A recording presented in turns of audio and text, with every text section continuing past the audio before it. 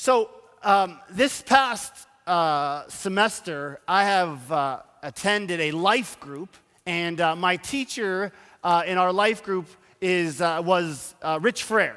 And the life group name was Guardrails, and it was a study from Andy Stanley on this idea that guardrails are good, right? Guardrails are something that they protect and direct. And so Andy's idea is that guardrails direct and protect. And he says that there are guardrails are basically built in the safe spaces. Think about this. Guardrails are built in the safe spaces just prior to something that's much more dangerous. And so even though when we hit a guardrail, Andy says, it will cause a lot of damage. It will cause a certain amount of damage and discomfort, but far less damage than if they weren't there, right? If it was allow you to just go over the cliff.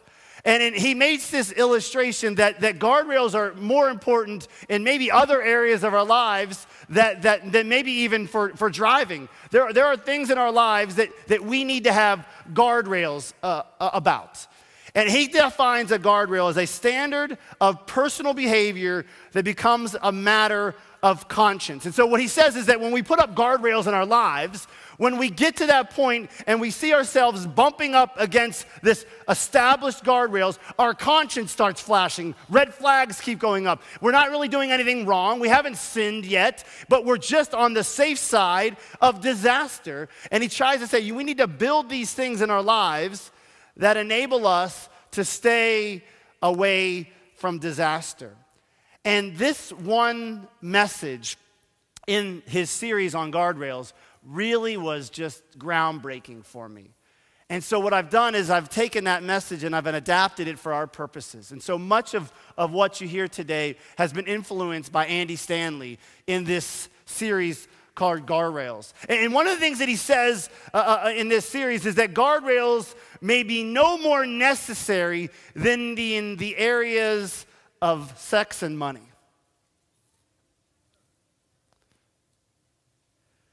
What are the two areas that the church least likes to talk about?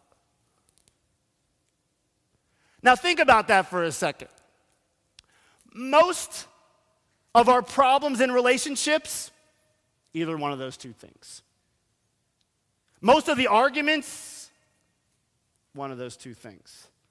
Most of our divorces, one of those two things. Maybe let me just bring it a little closer. If you were to think in your life, obviously this is not absolute, but if you were to think in your life about your greatest regrets, there would be a pretty decent percentage of us would be tied to either sex or money. But for some reason, the church has listened to the culture when it has said, all the church wants is your money, and the church is against sex. Don't worry, that's the last time I'm going to say the S word. So you're like, I should take my kids out. Is he going to talk about this the whole time? I'm done talking about that one. As we said last week, the idea that where the Bible is speaking, the church can't be silent, right? And so we want to establish that today. We are not going to be shy, and we're going to address these issues from God's biblical perspective. And so as we enter into the second week of our In God We Trust series, we want to know what the Bible has to say about money. And I want you to know that the Bible has a lot to say about money. And I'm going to explain why it has so much to say about money. And it has really nothing to do with dollars and cents. Church, the reason why the Bible has so much to say about money is because it is the greatest competitor with God for your devotion. We often think, well, what's the enemy of God? We often say, well, the enemy of God is who? Who's the enemy of God? Satan, the devil, right? But really, I mean, do you ever sit down and you say, okay, I'm going to decide today. Now, am I going to follow Satan today, or am I going to follow God? No, we don't ever do that, right? But the competition, there's really a competition. A lot of days, there's competition between God and our stuff, God and our possessions, God and our money. What are we going to depend on? Are we going to depend on our stuff, or are we going to depend on God? Let me tell you a story. There was a farmer, and he was a successful farmer, and one of his best cows had just given birth to a set of calves, twin calves. One was red and one was white. And the husband comes in, the farmer comes in to his wife and says, listen, honey, we just had a set of twins. It's beautiful. And I was out there, and as I was seeing them born, I decided that we're going to dedicate one to the Lord, and we're going to dedicate one to our household income. And so what we're going to do is we're going to raise them exactly the same, and then when it comes time to sell them, the money we get from this calf, we will give to the Lord, and the money we get from this calf, we will give to our own household income. And she said, oh, that's great, honey. Which one is which? Which one is the Lord's and which one is ours? He said, oh, that's not that important. Don't worry about that. One of them will and one of them won't. And so the time goes on, and he's raising them up, and one day he comes in sad to his wife, and he says, guess what? God's calf died. She said, honey, I thought you told me that you didn't decide which one was which. Oh, no, I'd known all along that the white one was God's. Is that how we do it? Is it always God's calf that dies and ours, the one we profit from, we keep? That competition between God and money. Jesus was aware of this tension. He was aware of the tension back in his day, and he's aware of the tension today. All we need to do is look at Matthew 6:24, and we see that Jesus is aware of the tension. No one, it says in Matthew 6:24, no one can serve two masters. Either he will hate the one and love the other, or he will be devoted to the one and despise the other. You cannot serve both God and money. What Jesus is saying is that you cannot have two masters. You cannot give total allegiance, uncontested power, absolute authority in your life to two things. And so the context that Jesus is talking about is that there were times in his day when a slave was owned by two different people, and he realized that it was impossible. It was impossible to be loyal to both masters. And so Jesus is commenting on this tension that we cannot have undivided attention. We have to have a primary dedication. There is no such thing as part-time obligation. It's only full-time service. And it's not just simply difficult to do this. It's absolutely impossible. It would be like walking in two directions at the same time. That's how difficult it is to have two masters. The truth is, God's chief competition is our compensation, our acquisitions, and our consumption. And that's the reason why the Bible talks so much about money. The words like love and devoted and despise, we know what those words mean. And we're okay with the definitions of them. We understand that agapeo love, we understand that is more than just emotional love. It's a love of the will that actually has action behind it. We want our spouses to love us with actions, not just love us with emotion. So we're okay with that word. We're okay with the idea of being devoted, which means actually the original language would say that's something that you get, you come face to face with it. If you're devoted to something, you can't get closer. You want to just get as close as you can to it. You are devoted to it, face to face with it, cling to it. This idea of despise, we understand what despise means. We think down upon something, take it lightly, neglect it. We understand all these words. But using Stanley's image of guardrails, he says that there are definite ditches along what I would call our road of In God We Trust. This idea that we are going to live a life that we trust God fully with all of who we are, our heart, our mind, all the things that you list below that. He says that there are two ditches on either side of that road.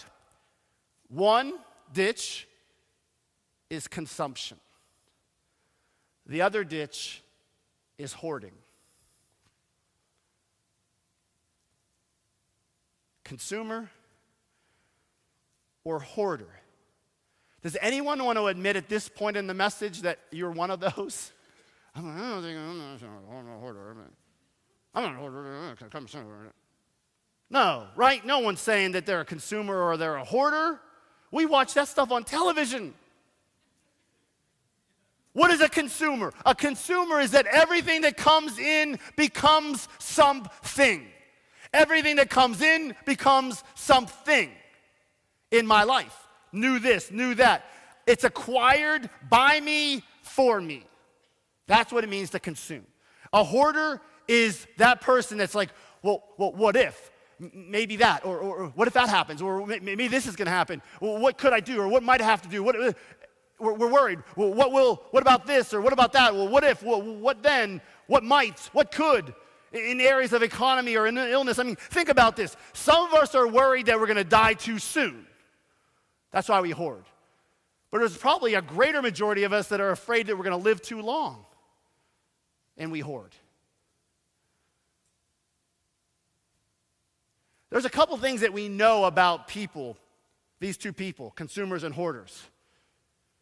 Number one, they have a lot of things in common. Here are the things they have in common. Number one, they sometimes, a lot of times, oftentimes, marry each other. Now, we don't call them hoarders and consumers. What do we call them? Spenders and what? Right. We call them spenders and savers. So we normally marry each other. Number two, what we have in common is that if we live our lives primarily as a hoarder or a consumer, we're self-centered. Number three, we live as if there is no God. We live as if there's no God. And number four, and this might be the one where I hope you brought your steel-toed boots in. Both hoarders and consumers are fueled by the same thing: greed. We're fueled by greed. Now, listen, I've never met anybody, ever in my life, I've never met anybody who came up to me and said, Bryce, I just want you to know, I'm pretty greedy. I'm a really, really greedy person. I have actually never gone to anybody and said, you know what, you might not want to be friends with me because I'm pretty greedy. No, right? Greed is difficult to see in the mirror. It's difficult to see in the mirror. Right? And so when we think about this idea of greed, the definition of greed is this: the assumption that it is all for my consumption.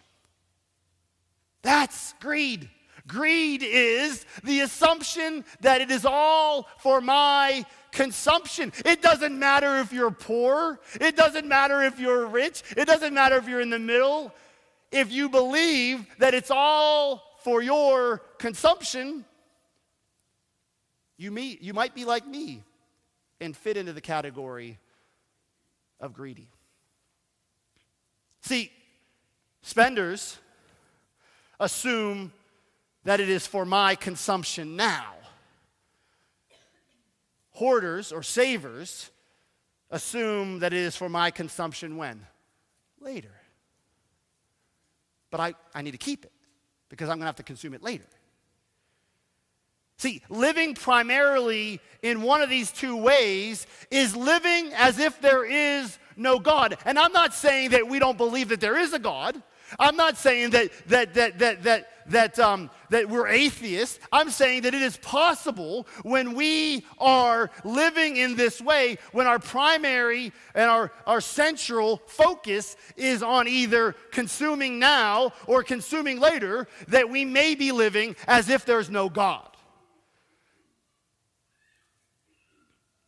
Good Christians can struggle with this. Trust me. I am proof of that. I mean, I may not be a good Christian, but I struggle with it. Go to church, read your Bible, love Jesus. However, many of us have never considered this idea of our view of the battle between God and money. Now, I've never been in your homes when you had a family meeting. I certainly have never been laying next to you in bed. But I know that some of us, when we're laying in bed, or when we call the family meeting, or when we're about to make that major next step, that our first thought, our first question, that overwhelming feeling is, where will this, whatever this is, leave us financially? How will this decision affect my future ability to do this or that? When will the numbers line up in order for me to have the ability to do really what I want to do? Right? I really want to do this, but I've got to make sure that some things line up at West Banco. I got to make sure things line up at the credit union. And then I can really do what I really want to do or what I really feel like God wants me to do.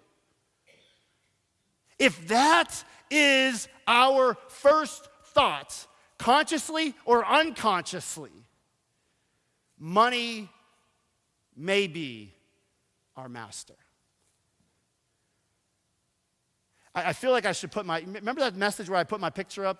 You know, I feel like I should do that every week so that we don't feel like I'm talking at you, I'm talking with us. But this idea, think about this for a second. So here's the thing.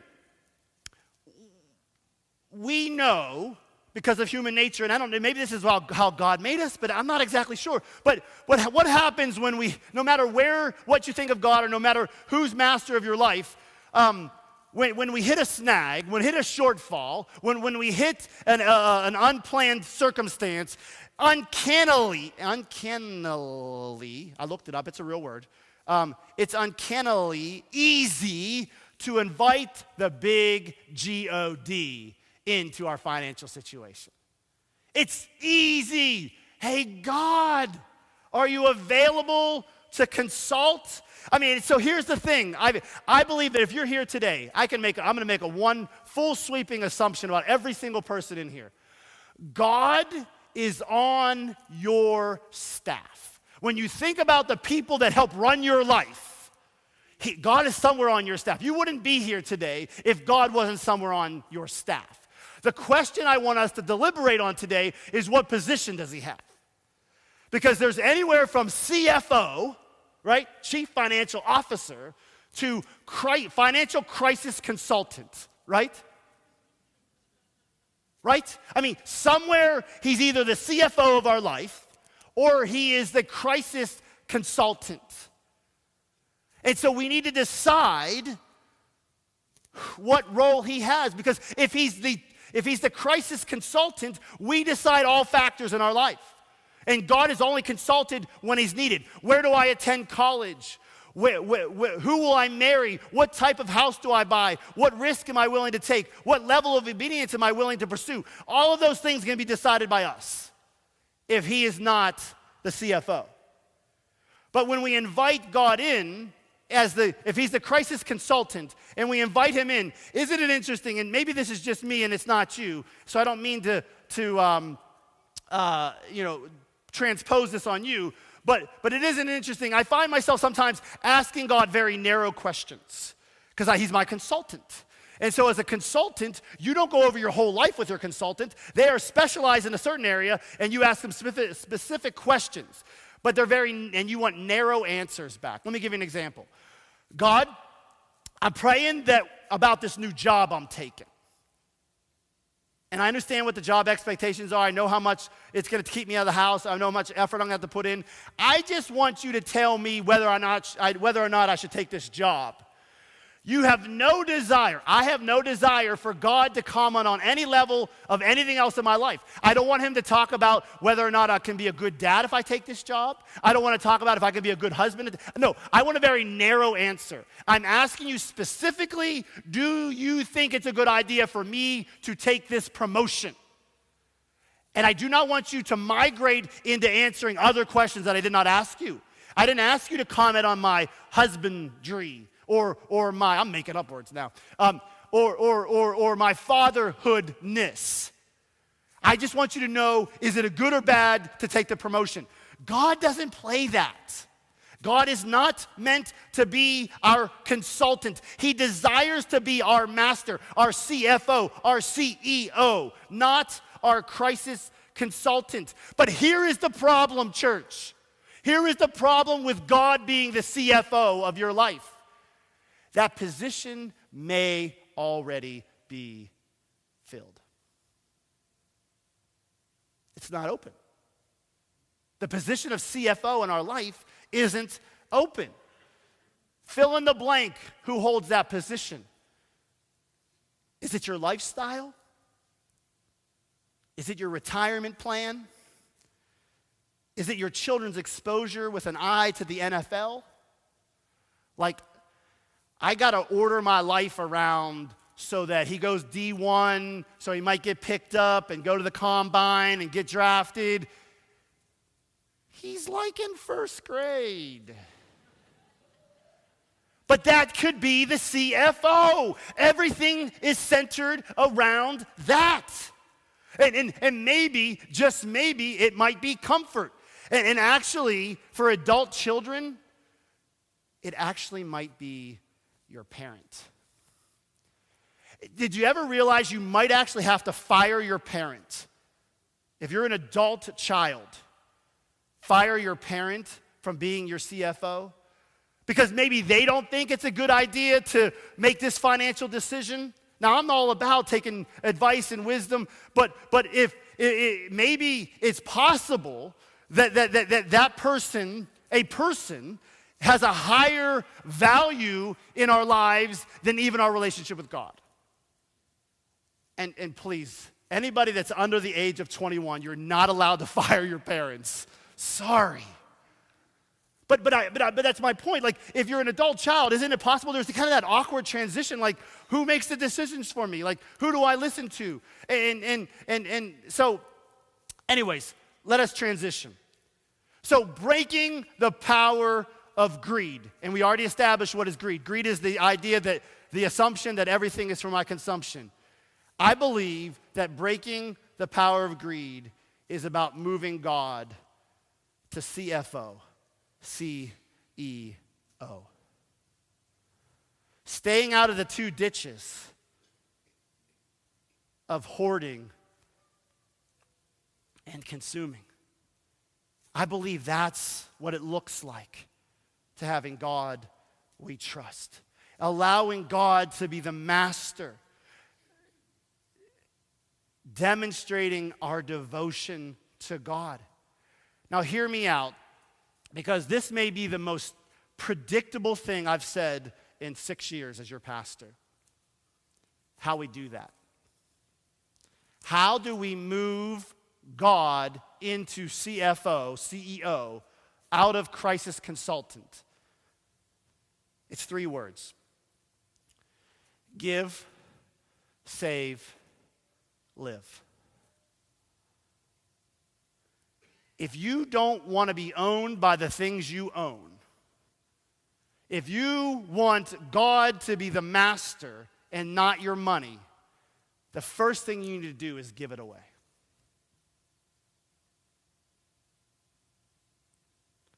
Nobody's moving around. Give it away. Then save it. And then live on the rest. That will declare and demonstrate that I am not and will not be ruled by my money. And here's the coolest thing. Once you give, you can go back to hoarding. You can go back to consuming. But when you give, it changes everything. When we give, it changes everything. And if you take off the front one, the first one, and you only have the bottom two, it's a pretty good sign that money is the master. Money's the master. And so as we try to run down through this, how do we know this? How do we make this change? We need to ask ourselves some questions. How we trust God with our finances? Do we serve him, or does he serve us? That's the first question we need to see. If God is the CFO, does he serve us or do we serve him with our finances? The next question is, how do we deal with our wealth and our finances? Does it serve us or do we serve it? Look with me in Matthew 6, verse 31. Just a couple minutes later in the same sermon, right? So in 24, he says that no one can serve two masters. Just a couple minutes later, same story, same sermon. Verse 31 says, so do not worry, saying, what shall we eat, or what shall we drink, or what shall we wear? What's that sound like? That sounds like a hoarder. How will my kids get through college? How will I buy that house? Or how are we going to do this? Or when will we be doing this? And what God is saying, what Jesus is saying, he doesn't want you to worry about green pieces of paper with dead guys' faces on it. That's not what he desires. He doesn't want you to worry about those things. Church, listen, if you're sleeping, wake up. God doesn't need your money. He just doesn't want you to worry. He doesn't want you to worry. He doesn't need your money. And I'll demonstrate that at the end of the message. How do we get to the place where we are not worried? I would argue that we give it away. Matthew 6:32. The first part, it says, for the pagans run after all of these things. Now, those are some fighting words Jesus is saying. I mean, basically, what is Jesus saying? He's saying that pagans run after, they're devoted to, they serve, they're worried about money, they're worried about the future, they're worried about their kids, they're worried about their inheritance, they're worried about the tensions in their families, the stress in their life. No matter if you're rich or you're poor, if we're worried about those things, we're living as if God will not and cannot intervene in our lives. Church, we're getting down into the nitty-gritty of this message, so if you're sleeping, you want to wake up here. Jesus calls people that are worrying pagans. Now, I don't think you need to have a seminary degree to figure this out. What is a pagan? A pagan is somebody that doesn't live as if God is real. They live for themselves. They're not spiritual. They have no desire of the things of God. And so what he's saying is that it's possible to live as if there's no God. To live as if God cannot and will not intervene. So really, we boil it down to two questions about this whole, will God be our master? Or will money be our master? Number one, does God know? Does God know? Does God know the situations in your life? Does he know that your kids have to go to college? Does he know that you need a place to live? Does he know that you have to pay your bills? Does he know? Does he know? Does he know? And the only question that's more important than does he know is, does he really care? Does he care? Does he care about you? Does he know and does he care? Because the answers that we give to those questions is going to go a long way in determining how much grip we have on the things that we own and how much grip they have on us. Does God know and does God care?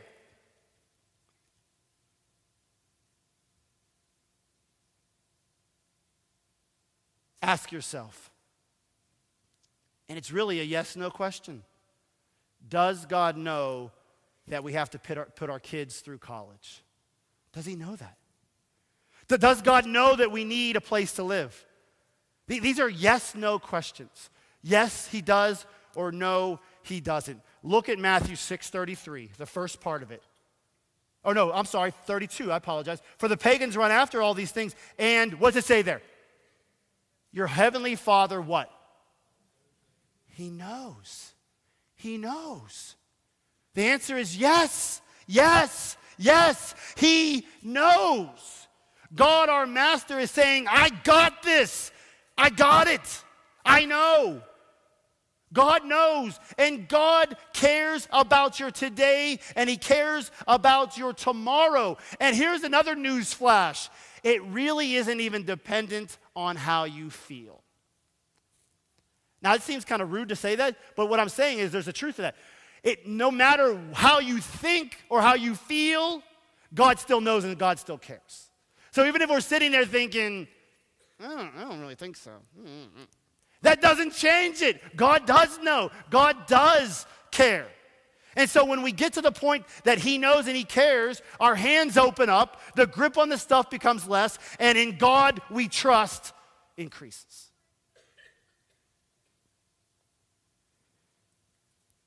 Jesus says, you know what, if you didn't get it the first time, let me give you it in a different way. Verse 33, he says this, first three words, but seek first. See, what Jesus is saying here is, listen, something has to be first. Something has to be first.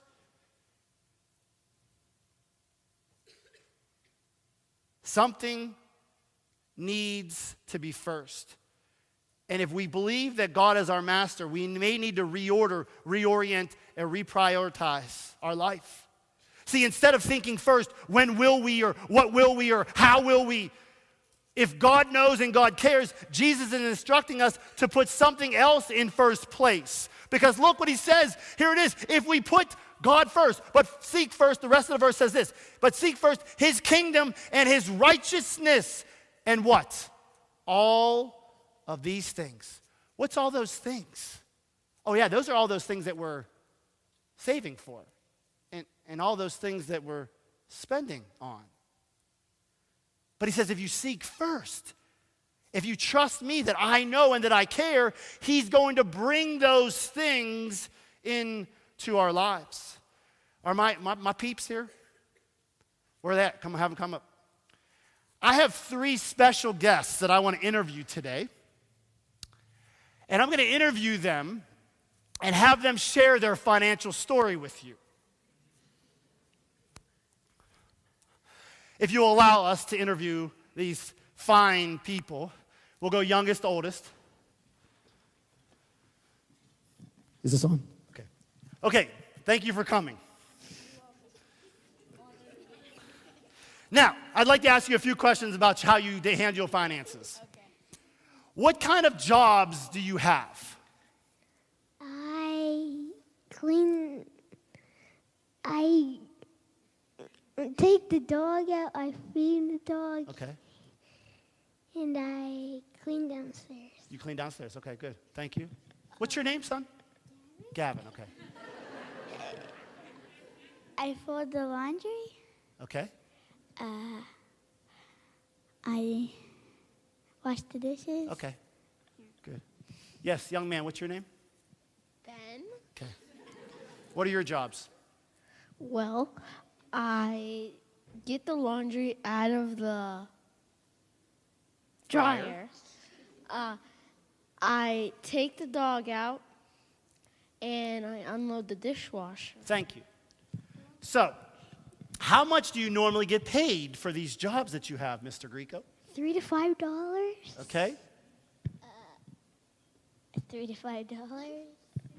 Maybe you guys need to form a union. Go ahead.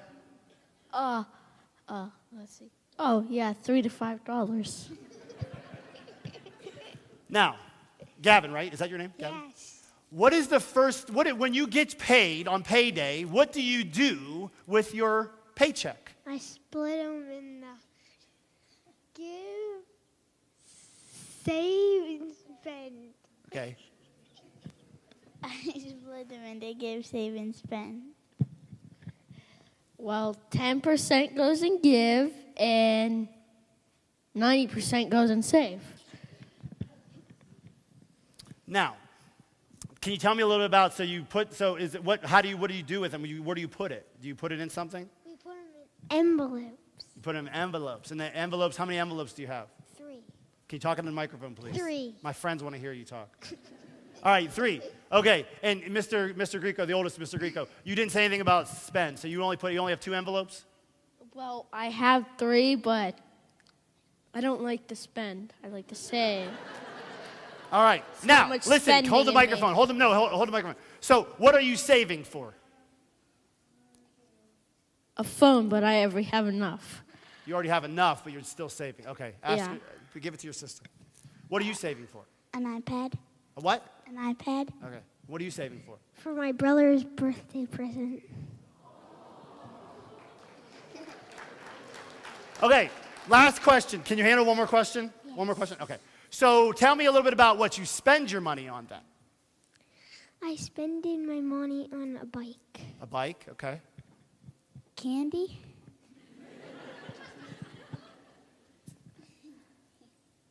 Since you don't have a spend envelope, you have like some secret stash somewhere. What do you spend? Oh, yeah, like I have this red container that I take to spend money out. Where was that revenue stream? Where'd that come from? My last birthday. Oh, did you? No, just Well, kidding. the red thing was for Christmas. No, the stuff inside of it. Oh, yeah, my birthday. All right. Here's the thing. Why would I, their father, and their mother, who is the primary teacher in this, why would we try to teach our children to give first, to save second, and to spend third? Now, before you go crazy, let's give a couple answers. Because I think the church needs their money. It needs it. Like, how much is it? So what did you say? You get $3 to $5. So a week. Dude's giving 50 cents to the church. If we don't get that 50 cents, lights out.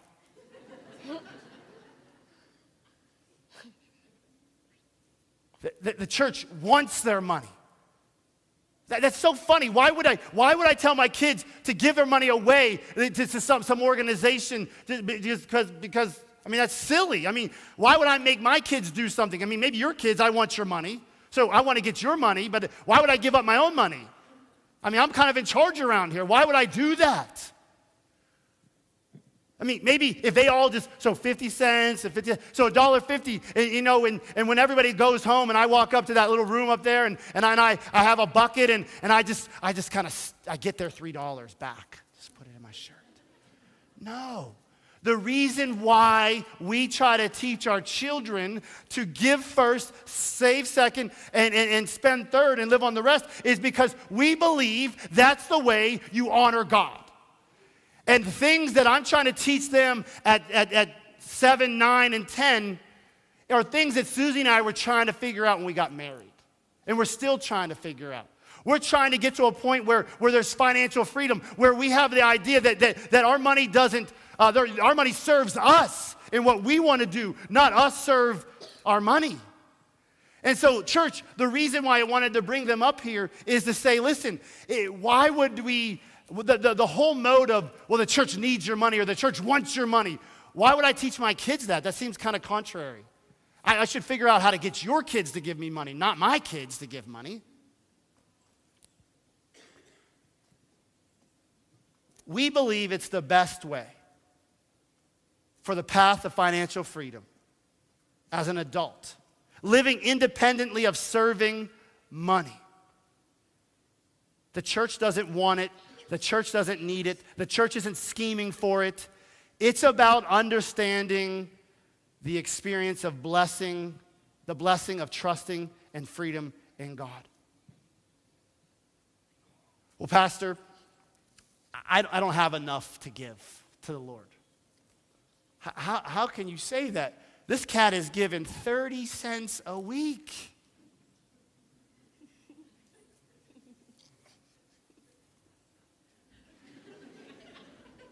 Well, Pastor, I actually have too much money to give. When I think about percentage giving, based off of our household income, that number is really, really scary.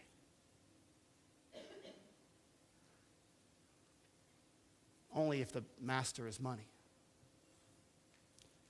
I'm going to ask the worship team to come back. In church, the way I want to close this, are you guys all right? You want to leave? Go ahead.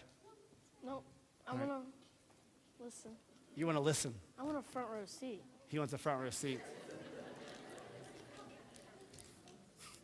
I know this is going to backfire on me at some point. You guys can go. I'm having trouble concentrating with the three of you here.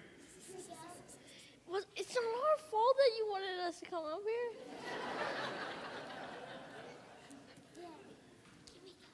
Yeah. Bye.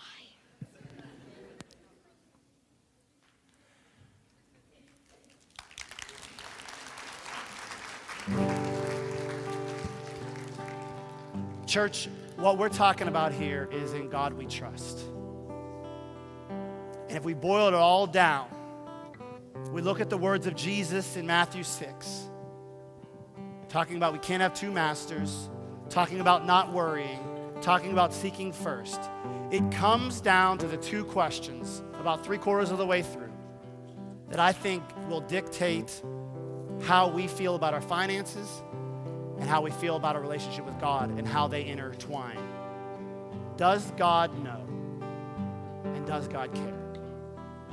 If we answer yes to those things, I believe that we are able to give, save, and spend. And one of the craziest things that happens when you give, save, spend, you actually begin to save more and you actually begin to spend less. And so I challenge you today, and this is only week 2 of 4, so there really isn't any grand finale, whoo, here we go.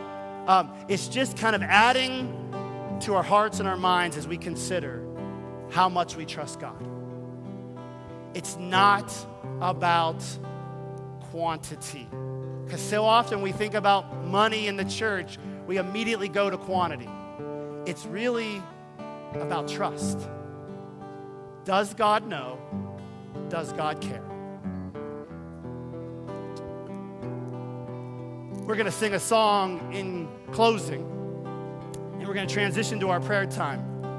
If you're here today and you have a prayer request that you'd like to pray with me or Pastor Josh, we want to have you come forward, and it can be unrelated to the message.